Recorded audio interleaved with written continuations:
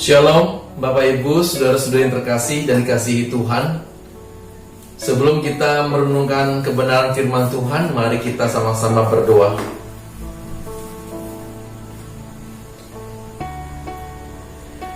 Bapa yang ada di surga, kami bersyukur di kesempatan saat ini kami boleh bersama-sama belajar kebenaran firman-Mu. Berkenanlah hadir bersama kami Bapa. Pakai anak-Mu ini untuk menjadi saluran penyataan kebenaran-Mu, sehingga kami boleh mengerti apa kehendak-Mu atas hidup kami. Hadir dan pimpin kami dengan Roh Kudus-Mu ya Bapa. Kami buka hati pikiran kami. Berbicaralah ya Bapa, di dalam nama Tuhan Yesus. Kami siap untuk belajar. Haleluya. Amin. Bapak Ibu, saudara-saudari yang dikasihi Tuhan Yesus, hari-hari ini kita masih merenungkan bersama seluruh gereja kebenaran peristiwa kebangkitan Tuhan Yesus. Banyak hal yang sudah kita pelajari mengenai peristiwa kebangkitan Tuhan Yesus. Dan hari ini kita belajar ada satu peristiwa yang spesifik yang terjadi saat Yesus menampakkan diri kepada para murid, khususnya ketika Yesus bercakap-cakap dengan Simon Petrus. Pada suatu hari ketika sudah sarapan pagi, Yesus bercakap-cakap dengan Petrus, Rasul Petrus, dan dia berkata, "Simon, anak Yohanes, apakah engkau mengasihi aku lebih daripada mereka ini?" Dan Simon menjawab, "Benar Tuhan, engkau tahu bahwa aku mengasihi engkau." Kata Yesus kepadanya, "Gembalakanlah domba-dombaku." Saudaraku yang terkasih di dalam Tuhan Yesus, pengalaman akan Allah, terutama pengalaman akan kebangkitan Tuhan kita Yesus Kristus dalam hidup kita pribadi, perjumpaan kita dengan Tuhan secara pribadi yang membangkitkan kasih kita kepada Tuhan secara pribadi pula, karena kita merasakan kasih sayangnya juga secara pribadi, dan membuat kita terdorong untuk membalas kebaikan Tuhan, mengasihi Tuhan.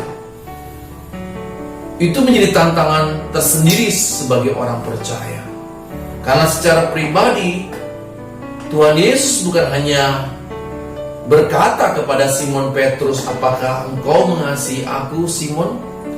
Dia juga bertanya kepada saudara-saudara semua dan kepada saya juga, "Indrawan, apakah engkau mengasihi aku lebih daripada segala yang ada di bumi ini?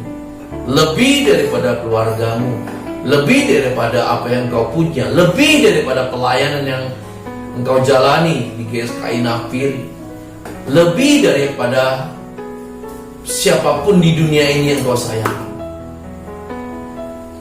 Dan secara pribadi ketika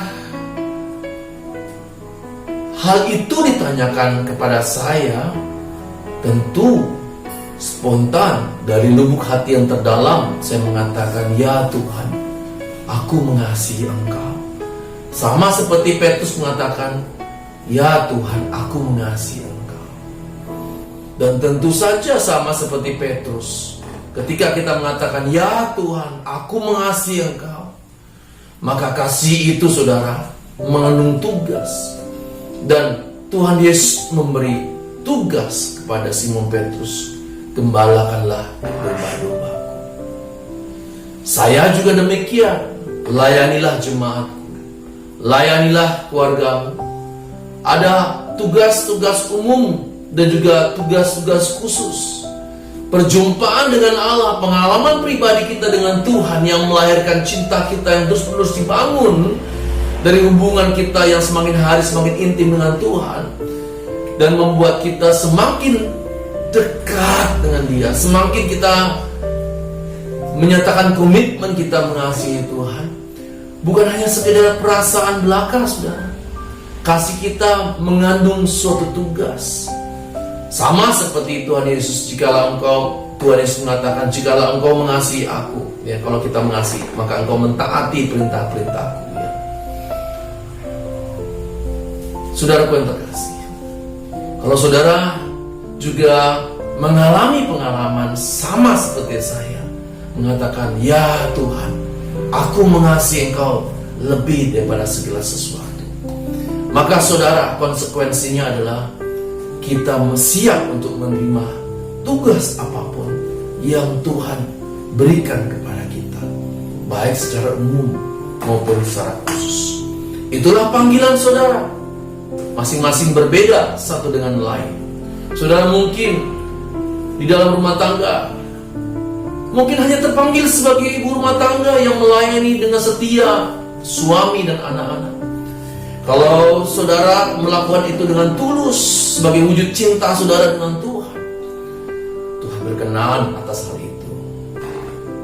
Jikalau engkau sebagai seorang suami melayani istri dan anak-anak dengan tulus karena saudara mengasihi Tuhan, hal itu juga berkenan pada Tuhan.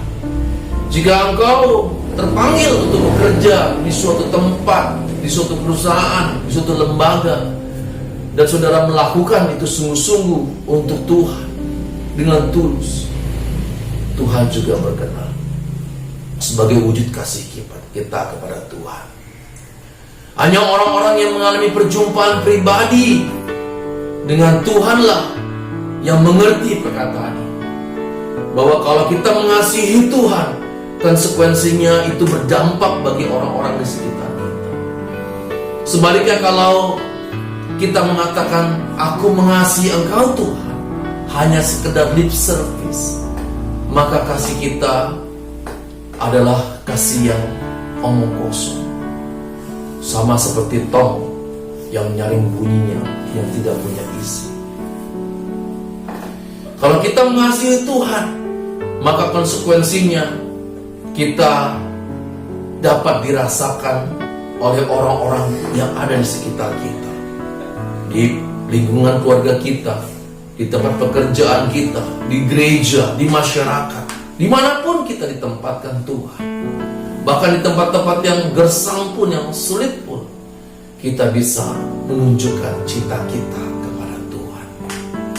Hanya orang-orang yang mengalami kasih Tuhanlah secara pribadi, perjumpaan pribadi dengan Tuhanlah, maka mengerti perkataan yang saya sampaikan ini, bahwa apa yang kita katakan kepada Tuhan dapat terwujud nyata di dalam hidup kita sehari-hari. Sama seperti kita mengatakan, "Aku menyembah, memuji Engkau ya Tuhan." Kalau penyembahan kita dalam arti yang sejati adalah memberi nilai tinggi kepada Tuhan yang kita sembah, yaitu Tuhan Yesus, dari makna kata proskuneo, maka bukan hanya lip service saat kita ibadah di gereja, kita memuji dengan mulut kita, dengan segenap hati kita, mungkin dengan air mata di pipi mengalir, dengan hati yang remuk redam. Bukan hanya sekedar itu, saudara, penyembahan kita, tapi penyembahan kita adalah seluruh hidup kita, dalam pikiran kita yang meninggikan Tuhan, dalam hati kita yang bersih dan kudus yang meninggikan Tuhan, dalam perkataan kita yang benar di mata Tuhan yang meninggikan Dia, dan perbuatan kita yang benar di mata Tuhan. Dan jelas-jelas kalau kita lakukan itu juga dinikmati oleh orang-orang di sekitar kita. Jadi hubungan kita dengan Allah secara nyata itu juga dirasakan secara nyata oleh orang-orang di sekitar kita. Itu perjumpaan pribadi yang benar. Berbeda kalau kita mengalami perjumpaan pribadi dengan motivasi yang salah. Artinya kita berjumpa secara Tuhan 1 jam, 2 jam menyembah Tuhan dengan motivasi yang salah. Misalnya ingin diberkati oleh Tuhan, misalnya ingin doa-doa kita dikabulkan oleh Tuhan, misalnya kita ingin mengalami mujizat dan kesembuhan dari Tuhan, maka itu bukanlah perjumpaan yang benar. Karena perjumpaan kita seperti itu memanfaatkan Tuhan untuk kepentingan hidup kita. Padahal kita adalah hamba-Nya, kita adalah miliknya. Sudah sepatutnya lah, bukan kita yang meminta dari Tuhan kita, melainkan kita bertanya, apa Tuhan yang bisa kulakukan untuk Engkau? Apa Bapa yang bisa kupersembahkan untuk Engkau? Itulah perjumpaan pribadi yang benar. Itulah hubungan yang benar terhadap Tuhan kita sebagai Tuhan kita dan kita hamba, terhadap Bapa kita sebagai Bapa kita dan kita adalah anak-Nya. Bapak, Ibu, saudara-saudara yang terkasih di dalam Tuhan Yesus, kalau Tuhan Yesus bertanya kepada Rasul Petrus, apakah engkau mengasihi aku?